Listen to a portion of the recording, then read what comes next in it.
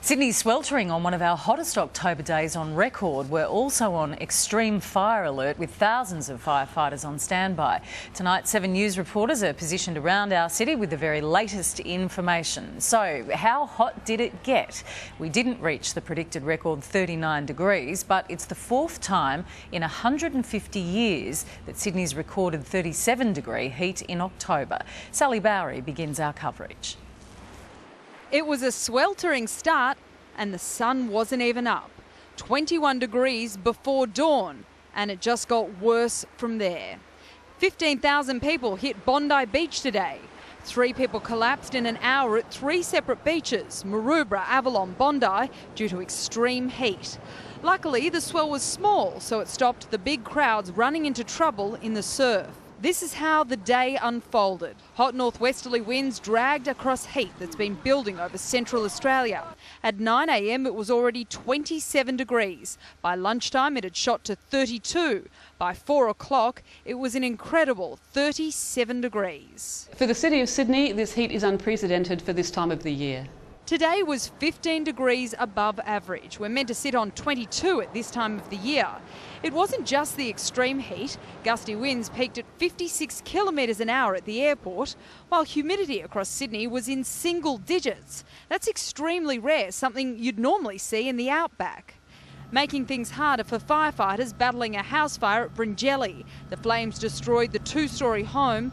Luckily, no one was hurt. How dangerous is a day like today? It can be fatal. The extreme weather conditions across New South Wales and Sydney today have been extremely dangerous, and New South Wales Ambulance has noticed a spike in cases relating to heat stroke, heat exhaustion and dehydration. Would you say you've been run off your feet today? Just how busy has it been? Absolutely. We've noticed an impact on our resourcing, namely in cases of the heat-stricken areas.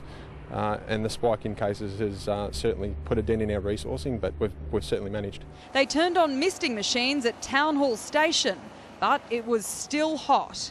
It was cooler on the water, but not by much. At a local pool at Penrith, it was still 37 degrees at 4 o'clock this afternoon. Nice to come down by the pool and have a dip to cool off. Loving it, it's beautiful. And how was the water? It was awesome. And Sally Barry joins us with the latest forecast from the Bureau. Sal, when will it cool down? Well, Chris, it's the waiting game now, and we'll be waiting quite a while. That southerly buster is forecast to hit us around midnight tonight, but it is still fairly balmy here at Penrith, 34.5 degrees. The good news is the change is going to be fairly fast moving. It's going to roll into Cronulla just before midnight, sweeping into those southwestern suburbs around Campbelltown, moving into Bondi about 20 minutes after that, and then progressively reaching us here in the west and then going further north from that, dropping temperatures by about 10 degrees. So relief after this pretty unbearable day, although I've got to say the kids here in the pool at Penrith, they didn't seem to mind too much. All right, we'll come back to you for the forecast a bit later. Thanks, Sal. We'll go live now to our reporter Sean Berry at Erskine Park Fire Station. Sean, there are reports of arson arrests.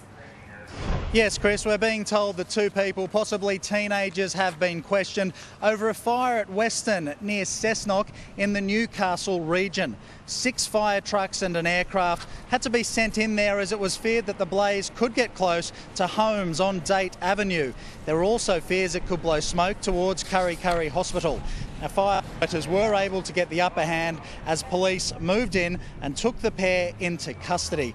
There have also been 3 fires not too far from here at Bonnyrigg. Given that they were all so close together, it was feared that arson could have been involved, but investigators have so far ruled that out. At least one of the fires actually began in an unusual way. At midday, the first reported Sydney bushfire right near homes at Bonnyrigg Heights. Drivers stopping to help a distressed resident as her property came under threat. It's like there's a fire, I just jumped out, ran to her backyard and just started getting the hoses. Her home saved by Good Samaritans and firefighters who say this blaze apparently started by itself. They think a mound of dry grass clippings got so hot it burst into flame. Just the sort of danger rural fire service crews were warned about at Hornsby. It's probably unlikely we can get through all of today without having some sort of activity in Sydney. Called in early to prepare for a hell day. They're told they'll be out of reach in some areas. Our GRN radios struggle out there, our mobile phones don't work.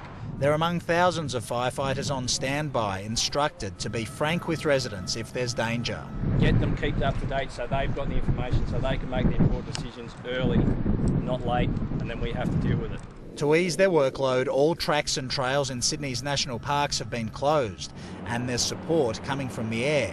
The Orange Angels of bushfires, Air Crane, Gypsy Lady and Ichabod, flown in this morning from Greece by a giant Antonov aircraft.